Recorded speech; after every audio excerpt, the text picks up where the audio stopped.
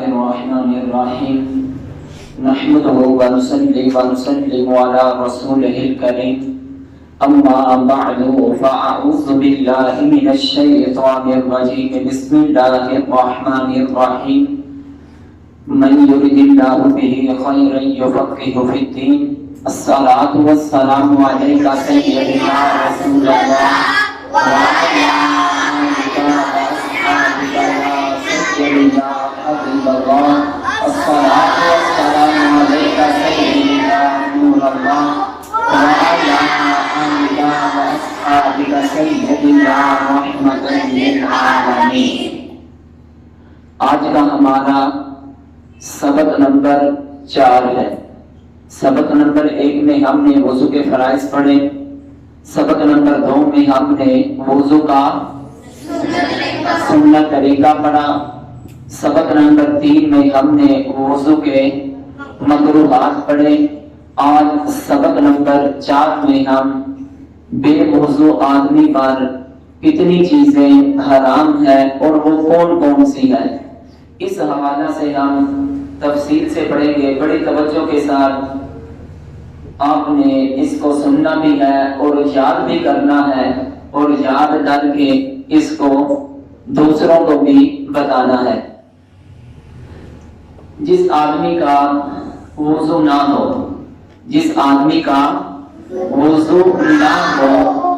وہ چاہے مرد ہے یا عورت ہے, اس آدمی کے لیے 3 کام حرام ہے. کتنے کام؟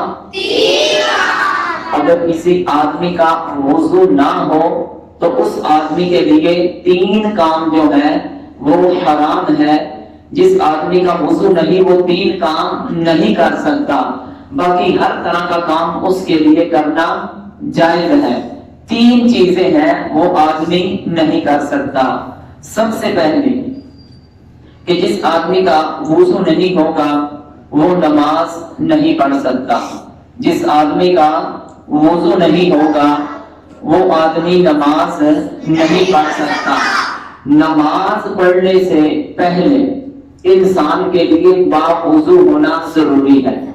اگر انسان نے وضو ہی نہیں کیا یا اس کا وضو ٹوٹ گیا ہے تو وہ بندہ نماز جو ہے وہ نہیں پڑھ سکتا, یا نماز کے اندر اس کا وضو ٹوٹ جاتا ہے تو اس کی نماز بھی ٹوٹ جائے گی.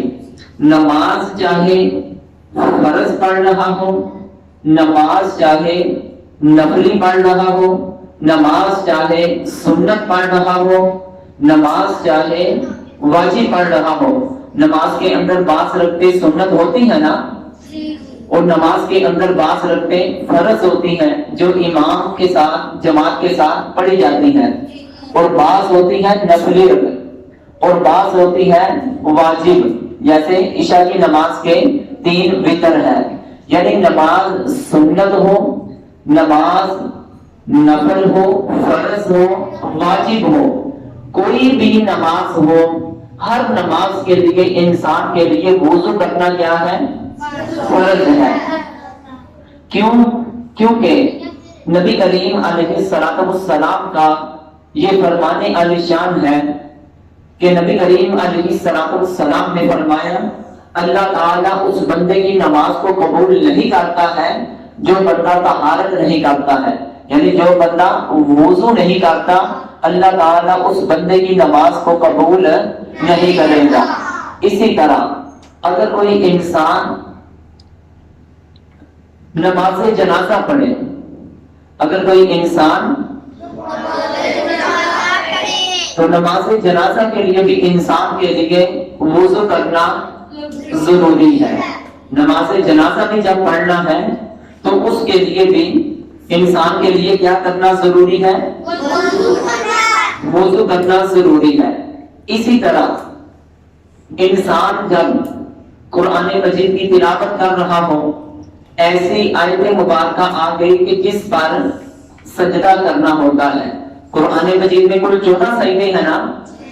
کتنے سجدے ہیں؟ 14 سجدے ہیں. جب انسان نے سجدہ کرنا ہے نا, حالانکہ وہ نماز تو نہیں پڑھ رہا, لیکن جو قرآن مجید کی تلاوت کا سجدہ کرنا ہے وہ سجدہ کرتے ہوئے بھی انسان کے لیے باوضو ہونا ضروری ہے. جس طرح نماز کے لیے باوضو ہونا ضروری ہے، اسی طرح انسان کے لیے سجدہ تلاوت کے لیے بھی باوضو ہونا ضروری ہے. اور پھر اس کے بعد دوسرے نمبر پر ہے قرآن مجید کو ہاتھ لگانا. قرآن مجید کو ہاتھ لگانا، قرآن مجید کو بغیر گلاب کے ہاتھ لگانا، یہ بھی کیا ہے؟ حرام ہے. انسان کے لیے جب بھی قرآن مجید کو ہاتھ اس نے لگانا ہے، اس کے لیے باوضو ہونا اس آدمی کا ضروری ہے. قرآن مجید کو جب ہاتھ لگانا ہے، انسان کے لیے باوضو ہونا ضروری ہے.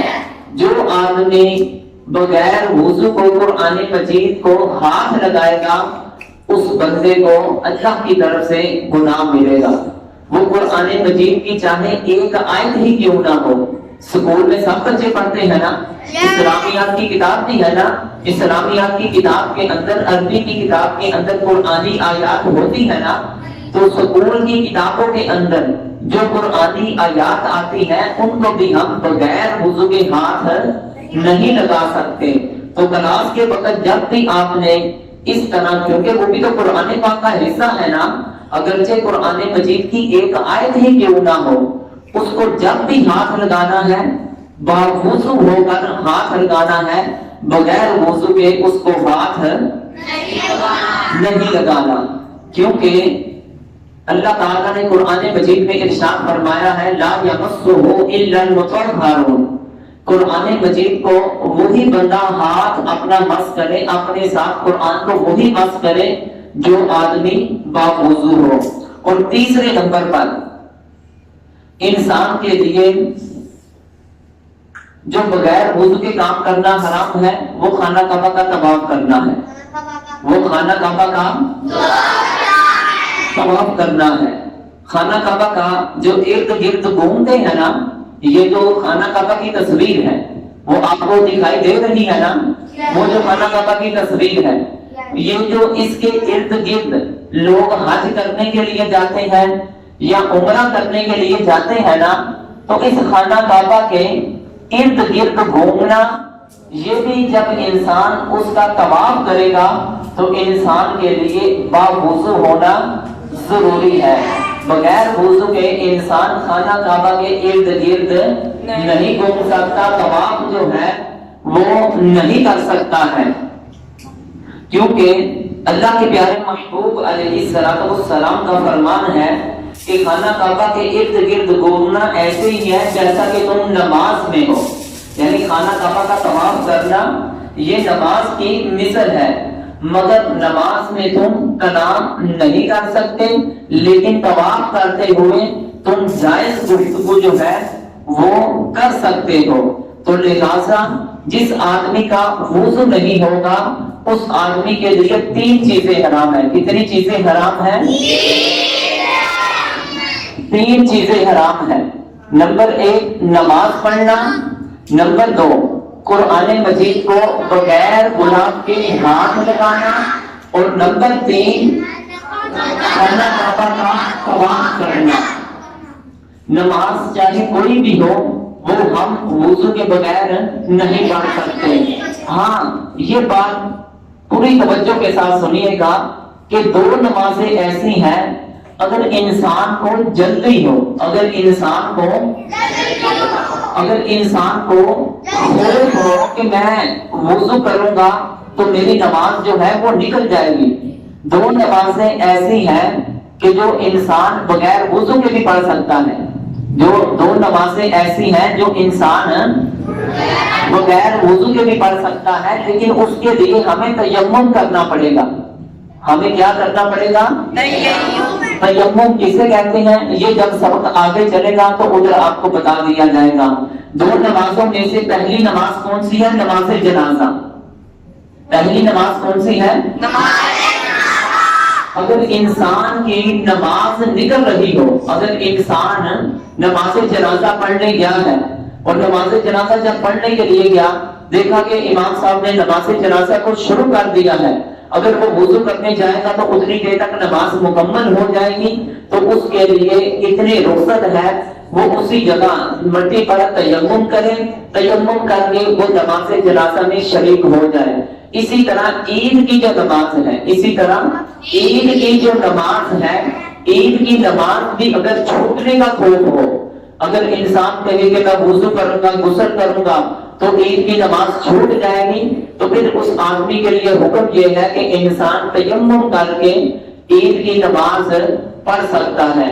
یعنی دو نمازیں ایسی ہیں جن کو انسان وضو کے بغیر پڑھ سکتا ہے، ایک نماز جنازہ اور دوسری نماز عید۔ تو لہذا بے وضو آدمی پر تین چیزیں حرام ہیں: نماز پڑھنا، قرآن مجید کو بغیر غلاف کے ہاتھ لگانا، اور خانہ کعبہ کا طواف کرنا۔ اللہ کی بارگاہ میں دعا ہے ہمیں صحیح طور پر اپنے دین کی سمجھ عطا فرمائے۔